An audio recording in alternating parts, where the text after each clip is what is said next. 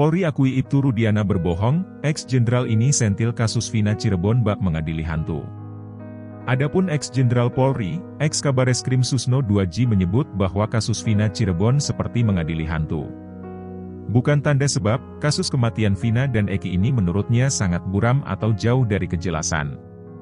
Bahkan bukti-bukti yang ada pun kurang menunjukkan adanya kejadian pembunuhan Vina dan Eki tahun 2016 silam tersebut. Susno menyebut bahwa dalam teori penyidikan ini mempertanyakan ada tidaknya korban, ada tidak TKP-nya, saksinya dan ada tidak buktinya. Namun dalam kasus Vina Cirebon ini, korbannya ada namun yang lainnya jadi pertanyaan. Kemudian masalah lainnya adalah saksi kunci AF yang tidak meyakinkan yang mengarah ke 11 tersangka. Keterangan AF menyebut ada 4 sepeda motor saat kejadian, sementara pelaku 11 orang plus 2 orang korban. Ditambah keterangan AF melihat dari kejauhan 150 meter namun bisa mengenal wajah para pelaku malam-malam. Dari sekian banyak saksi, kata Susno, jika ada 1 atau 2 saksi sudah berbeda pendapat maka kesaksian itu lemah. Atau harus didukung oleh alat bukti lain untuk mendukung kesaksian ini. Jadi, jangan percaya dengan sejumlah saksi. Kemudian visum juga tidak menyatakan korban akibat pembunuhan tetapi trauma benda tumpul. Alat bukti lain yang saintifik pun tidak ada, seperti CCTV, HP, darah hingga hasil DNA sperma juga tidak ada.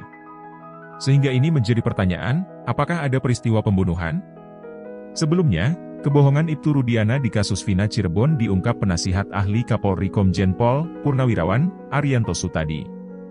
Kebohongan tersebut mengenai penangkapan para terpidana kasus Vina Cirebon tahun 2016 lalu. Adapun Rudiana mengaku hanya memeriksa para terpidana selama 15 menit. Namun faktanya, berdasarkan temuan Propam, Ibtu Rudiana memeriksa para terpidana selama 20 menit. Bahkan jika dilihat dari berkas putusan sidang para terpidana, Ibtu Rudiana diduga melakukan pemeriksaan sekitar 2,5 jam. Arianto Sutadi mengatakan bahwa Ibtu Rudiana mengamankan para terpidana untuk diperiksa. Menurut Arianto Sutadi, ada perbedaan pengakuan Rudiana dengan temuan Propam. Di mana Rudiana mengaku hanya memeriksa para terpidana selama 15 menit. Sementara itu berdasarkan temuan Propam, Ibtu Rudiana melakukan pemeriksaan selama 20 menit. Perbedaan waktu ini juga disorot oleh pengacara Peggy Setiawan, Tony RM. Dilihat berdasarkan putusan pengadilan dan pengakuan Ibtu Rudiana, dirinya bertemu dengan AF pukul 14 waktu Indonesia Barat. Kemudian 2 jam setelah Rudiana pergi, dirinya ditelepon oleh AF. Kemudian Ibtu Rudiana membuat laporan 2,5 jam kemudian. Itu artinya kata dia, dari pukul 16, pukul 18.30 WIB, berarti ada waktu 2,5 jam. Tony Rem pun tak percaya dengan pengakuan Rudiana yang menyebut dirinya mengajak para terpidana secara baik-baik.